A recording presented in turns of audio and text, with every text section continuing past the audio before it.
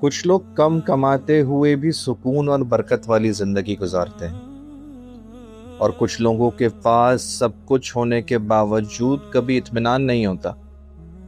کبھی پیسہ آتا ہے مگر ٹکتا نہیں، کبھی کمائی ہوتی ہے مگر برکت نظر نہیں آتی۔ آخر اس کی کیا وجہ ہو سکتی ہے؟ امام ابن القیم فرماتے ہیں، گناہوں کی سزاؤں میں سے ایک سزا رزق سے محروم ہو جانا ہے، اور اس معنی کی طرف رسول اللہ صلی اللہ علیہ وسلم کی اس حدیث میں بھی اشارہ ملتا ہے۔ بندہ اپنے کیے ہوئے گناہ کی وجہ سے رزق سے محروم کر دیا جاتا۔ سوچئے، ہم اکثر رزق بڑھانے کے طریقے تلاش کرتے ہیں، زیادہ محنت، نئی سکلز، نئے بزنس آئیڈیاز، لیکن کیا ہم اپنے اعمال پر بھی نظر ڈالتے ہیں؟ کیا ہم یہ دیکھتے ہیں کہ کہیں ہمارے گناہ ہی ہمارے اور اللہ کی رحمت کے درمیان رکاوٹ تو نہیں بن رہے؟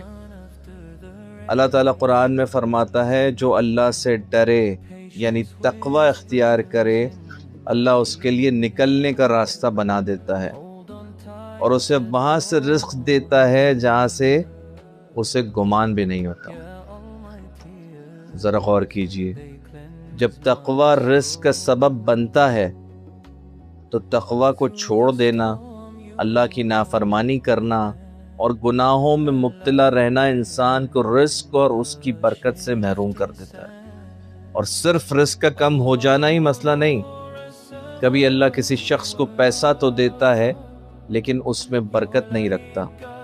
کمائی تو ہوتی ہے مگر قرض ختم نہیں ہوتا، نعمت ہوتی ہے مگر سکون نہیں ہوتا۔ یہ بھی گناہوں کے اثرات میں سے ہی ہو سکتا ہے۔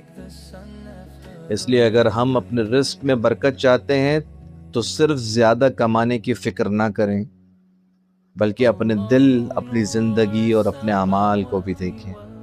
کہیں ایسا تو نہیں کہ کوئی گناہ ہمارے رزق کی برکت کو کھا رہا ہو۔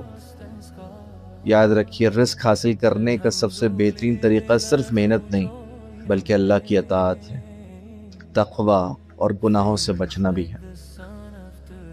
اللہ تعالی ہمیں حلال، وسیع اور برکت والا رزق عطا فرمائے، آمین یا رب العالمین۔